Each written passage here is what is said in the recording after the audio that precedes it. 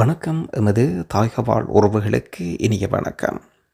கடந்த 24 மணி நேரங்களில் சவுதி அரேபியாவிலிருந்து கிடைக்கப்பட்ட செய்திகளோடு உங்களை சந்திக்கின்றோம். முதலாவது விமான நிலையம் பற்றிய ஒரு விசேட சிறப்பு செய்தி ஒன்றை தந்துவிட்டு ஏனைய செய்திகளுக்கு சென்று விடுவோம். வளைகுடா உட்பட எங்கிருந்தும் சென்னை விமான நிலையம் புறப்படும் வருகை தரும் நபர்களுக்கான இந்த விசேட தகவல்கள் பொருந்தும். ஆகவே புறப்பட்ட விமான நிலையம் நிலவுகின்ற மோசமான வானிலை காரணமாக தரையிறங்க முடியாமல் வானில் வட்டமடித்த பிறகு தரையிறங்கியது என்ற கூடுதல் தகவல் வெளியாகி இருக்கின்றது. வளைகுடா நாடுகளிலிருந்து வரும் விமானங்கள் இந்தியா, வளைகுடா, உலக நாடுகளில் வசிக்கின்ற யாராக இருந்தாலும் இன்றும் நாளையும் சென்னை விமான நிலையம் வழியாக பயணிக்கும் நபர்கள் நீங்கள் என்றால் பயணச்சீட்டு எடுத்திருக்கும் விமான நிறுவனங்களுக்கு தொடர்பு கொண்டு மேலதிக விவரங்களை பெற்ற பிறகு மட்டும் பயணத்தை துவங்குவது சிறந்தது. தேவையற்ற இன்னல்களையும் தவிர்த்து விடுங்கள். காரணம், சென்னை விமான நிலையம் தற்பொழுது முழுமையாக மூடப்பட்டது. சென்னையில் புயல் கனமழை காரணமாக விமான நிலையம் தற்காலிகமாக மூடப்பட்டிருக்கின்றது. இன்றும் நாளையும் மாலை 5 மணி வரை எந்தவித விமானங்களும் இயக்கப்படாது என்று முதல் கட்டமாக அறிவிப்பு வெளியாக இருக்கின்றது. இதற்கிடையில் சென்னையில் மிக மோசமான வானிலை காரணமாக தரையிறங்க முடியாமல் வானில் வட்டமடித்த ஒரு விமான நிலையம், அதாவது வளைகுடா நாட்டிருந்த விமானம் ஒன்று தரை இறங்கிய சம்பவமும் இடம்பெற்றிருக்கின்றது. ஆகவே டிக்கெட் முன்பதிவு செய்தவர்கள் உங்களுடைய டிராவல்ஸ் ஏஜென்ட்டுகளை தொடர்பு கொண்டு மேலதிக விவரங்களை பெற்ற பின்னர் பயணங்களை மேற்கொள்வது சாலச் சிறந்தது. மற்றும் இந்தந்த நாட்களில் சென்னை செல்வதற்கு திட்டமிட்ட உறவுகளுக்கும் இந்த செய்தியை சென்றடைய செய்யுங்கள். வீண் இன்னல்களையும் தவிர்த்து விடுங்கள். குறிப்பாக சென்னை விமான நிலையத்தில் கடந்த 24 மணி நேரங்களில் 13 விமானங்கள் ரத்தாகி இருக்கின்றன. சென்னையில் பெஞ்சல் புயல் காரணமாக மிக மோசமான வானிலை செயல்பாடுகள் காரணம் காட்டி சென்னை விமான நிலையத்தில் வருகின்ற புறப்பட இருந்த 13 விமானங்கள் ரத்து செய்யப்பட்டிருக்கின்றன. விமானங்கள் செயல்பாடு பட்டியலிடப்பட்டிருப்பதாகவும் சென்னை விமான நிலையம் வழியாக வரும் பயணம் செய்ய இருக்கும் பயணிகள் முன்னதாகவே அவர்களின் விமான சேவை நிறுவனங்களை தொடர்பு கொண்ட பின்னர் பயணங்களை மேற்கொள்ளுமாறும் மீண்டும் மீண்டும் வலியுறுத்தலாக வைக்கின்றோம். குறிப்பாக வங்கக்கடலில் நிலை கொண்டிருக்கும் புயலானது வட தமிழ்நாட்டில் கரிய கிடக்க இருக்கும் நிலையில் தமிழ்நாட்டின் வட மாவட்டங்களில் நல்ல மழை பெய்திருக்கின்றது. குறிப்பாக சென்னை, காஞ்சிபுரம், திருவள்ளூர், செங்கல்பட்டு, விழுப்புரம் ஆகிய மாவட்டங்களிலும் கனமழை பெய்து கொண்டிருக்கின்றது. ஓரிரு இடங்களில் அதிக மழை பெய்து கொண்டிருக்கின்றது. கள்ளக்குறிச்சி, ராணிப்பேட்டை, வேலூர், திருவண்ணாமலை ஆகிய மாவட்டங்களிலும் கனமழை பதிவாகி கொண்டிருக்கின்றது. மழையின் போது தரைக்காற்றும் பலமாக வீசிக்கொண்டிருக்கின்றது. சவுதி அரேபியாவில் பிச்சை எடுத்த குற்றத்தின் அடிப்படையில் 2 இந்தியர்கள், ஒரு பங்காளி கைது. சவுதி அரேபியா பாதுகாப்பு பொது இயக்குநரகம் இந்த வீடியோவை பகிர்ந்திருக்கின்றனர் அவர்களுடைய உத்தியபூர்வ வலைத்தளத்தில். சவுதி அரேபியாவில் பிச்சை எடுப்பது சட்டப்படி குற்றம். பிச்சை எடுக்கும் நபர்கள் உடனடியாக கைது செய்யப்பட்டு நாடு கடத்தப்படும் சம்பவங்கள் இடம்பெற்று கொண்டிருக்கின்றன. பிச்சை எடுக்கும் நபர்கள் கைது செய்யப்பட்டு நீதிமன்றத்தில் முன்னிலைப்படுத்தப்பட்டு அதற்குரிய அபராத தொகைகள் வசூலிக்கப்படும். அதன் பின்னர் அபராத தொகை கட்டி முடித்த பின்னர் நாடு கடத்தப்படுகின்ற சம்பவங்கள் இடம்பெற்று கொண்டிருக்கின்றன.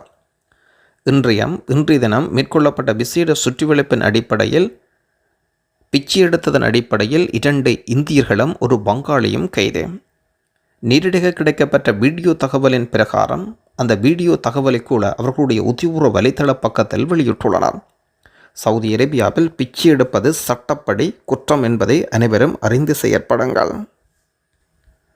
ஒருவருக்கு ஒரு உதவியொன்று தேவை. ஆகவே இந்த செய்தியை முழுமையாக படித்துவிட்டு ஏனைய நண்பர்களுக்கும் இந்த செய்தியை சென்றடைய செய்யுங்கள். மிகப்பெரிய உதவியாக இருக்கும். கடலூர் மாவட்டம் பரங்கிப்பட்டியைச் சேர்ந்த கலைச்செல்வம் தமாம் கிங் ஃபஹத் மருத்துவமனையில் உயிரிழந்து விட்டார். இங்கிருந்து தகவல் சொன்னார்கள். ஆகவே வியாழன் அன்று 2 நாள் விடுமுறை என்பதனால் முதலாளியிடம் பேச முடியும் என்றார்கள். தமாம் தமிழ் சங்கம் உதவி செய்கின்றார்கள். உங்களால் ஏதாவது செய்ய முடியுமா நண்பர்களே? எங்களுடைய தொடர்பு இலக்கம் 98 43 85 43 71 என்ற எண்ணில் தொடர்பு கொண்டோம்.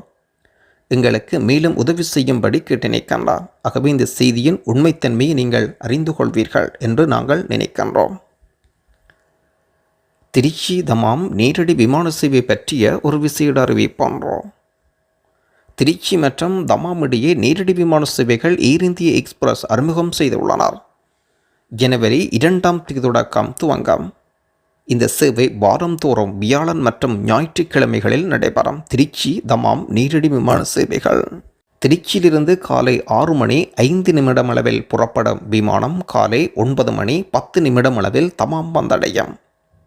பின்னர் தமாமிலிருந்து 10 மணி 10 நிமிடங்கள் புறப்படும் விமானம் மாலை 5 மணி 40 நிமிடம் அளவில் திருச்சியை வந்தடையும். அடுத்ததாக திருச்சி மற்றும் ரியாத் நேரடி விமான சேவைகள் மக்கள் பெரிதும் எதிர்பார்த்து காத்திருக்கின்றனர்.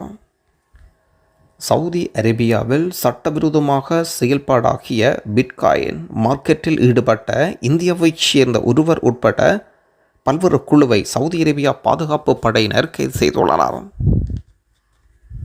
சமூக வலைத்தளங்கள் வழியாக மார்க்கெட்டிங்கில் ஈடுபட்ட குழுவினர் வாடிக்கையாளர்களை சந்திக்க துபாயிலிருந்து சவுதி அரேபியாவுக்கு வருகை தந்த போது கிழக்கு மாகாணம் கத்தீஃபில் வைத்து கைது செய்யப்பட்டனர். சட்டவிரோத செயல்பாடுகள் மிகவும் கண்காணிக்கப்படுவதனால் ஈஸி பணம் சம்பாதிக்க நினைப்பவர்களுக்கு இது ஒரு எச்சரிக்கை. சவுதி அரேபியாவில் ரியாத் மெட்ரோ ரயில் டிக்கெட்டுகளுக்கான விவரங்கள் வெளியாகி இருக்கின்றது. 2 மணி நேரங்கள் மெட்ரோவில் பயணம் செய்வதற்கு 4 ரியால்களும், 3 நாட்களுக்கு 20 ரியால்களும், 7 நாட்களுக்கு 40 ரியால்களும் என்ற அடிப்படையில் பட்டியல் தொடர்கின்றது.